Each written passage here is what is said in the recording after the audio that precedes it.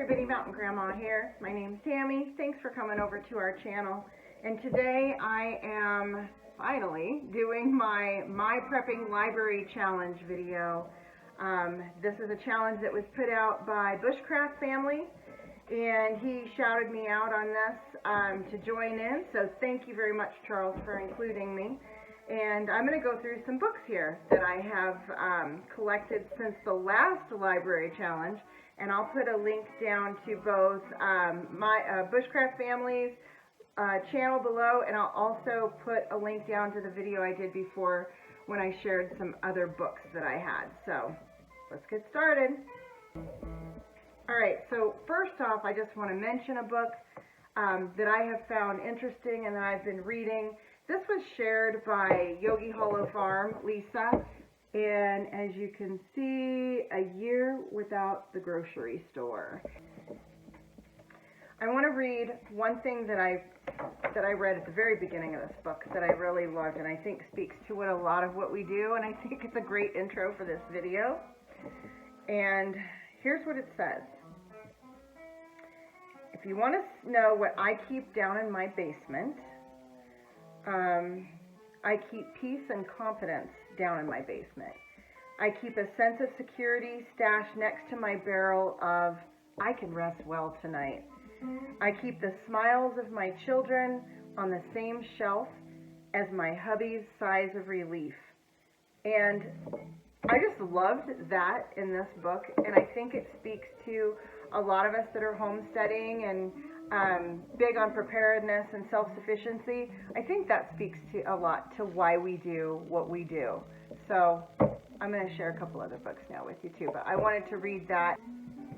So newest to my library, and I've been waiting to share this book with you all, is this one right here.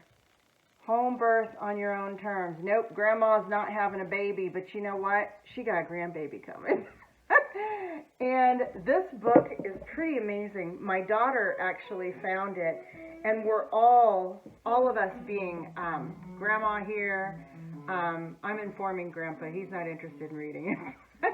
Mama and Daddy, they're both reading this. And it has everything in here from prenatal care to the delivery of the baby. The supplies you need in your home if you might be delivering a child. And a lot of people are going home birth these days. And it talks about that delivery and, you know, the process that you go through with the midwife or the doula, whatever you're going to be using. It even has a section on if you happen to go into labor alone. And it has all kinds of pictures, some that I'd rather not see, but I mean, they're informative. Just everything about pain management. I mean, I could go on and on, but it's a really great book. It's been very informative, and we're kind of passing it back and forth in the family so that we can all educate ourselves just in case. So, again, that's by Heather Baker, and it's called Home Birth on Your Own Terms.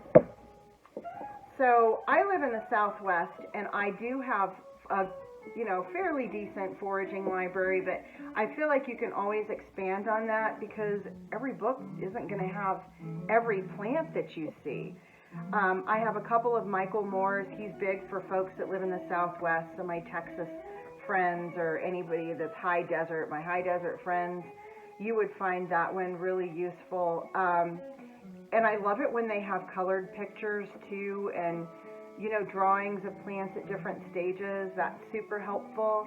But I did get a new one, and this is Wild Edible Plants of Arizona by Charles Kane, K-A-N-E.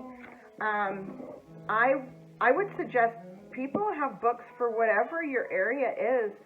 There was one that I saw in here that I was like, hey, I know this guy. The Salsify. See how it turns into like a dandelion kind of look to it right there? But I've seen this guy, and it's edible, and so it talks about that. No significant medicinal uses, but it's edible, and it says it's even good tasting. You want to saute it like a cooked green, and the roots can even be eaten raw. So that's kind of cool to know, because I've seen this one around and was suspicious about it, but I didn't find it in Michael Moore's book, either one of them. Maybe because of how the drawings were and I overlooked it, or it's just not there. I'm going to have to go back and check again. And I'm upping my canning game. I have canned before, but honestly, I've only done like the water bath canning. I really like this because I am doing more gardening, and not just in the past, if I've had a lot of extra, I will tend to give things away. I like to do that. I like to give things to people. But I'm upping my canning game just so I can build up my own storage too, and do more canning. So more than just the water bath canning, because that kind of limits you to like your tomatoes, your tomato sauces, and your jams and jellies and stuff. But I really want to learn how to can meat, rather than just rely on the freezer to freeze it all the time. So that's a new book to me, The Ball Book of Canning and Preservatives. I'll show it one more time.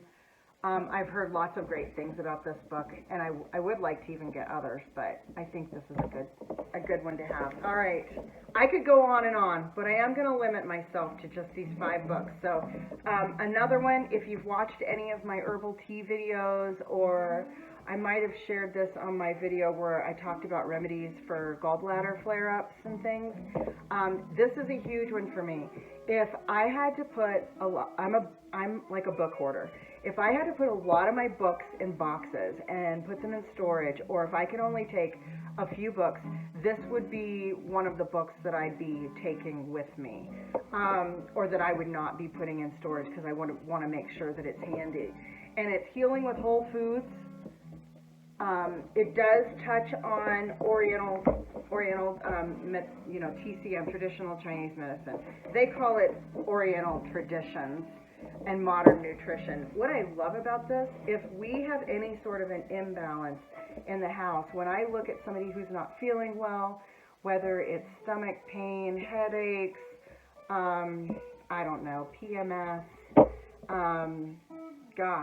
sore throat, colds, I go to food first. And this is a food first book. I mean, let medicine be your food and food be your medicine. And it tells you what foods can do for you, which ones are like your first go-tos for high blood pressure, and even like high blood pressure events, if you've got it creeping up, and you don't need to just watch your fiber and do all of the good diet things. You need to know what you could do right now, kind of thing.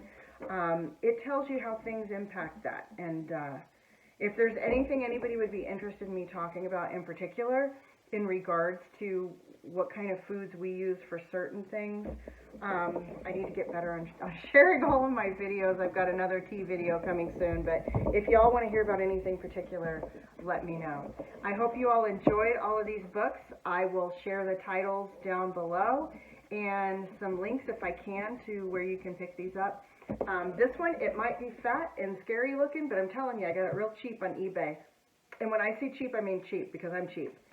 I don't like to spend a lot of money on books, so it was not, I'm not saying $40 is inexpensive. It was very low cost. But again, hope you enjoyed this. Check out the links down below. And remember again, guys, in everything we do, even the stuff we hate, we got to try to keep our joy. It's a struggle sometimes, but let's do it. Y'all have a good one, and I'll see you next time.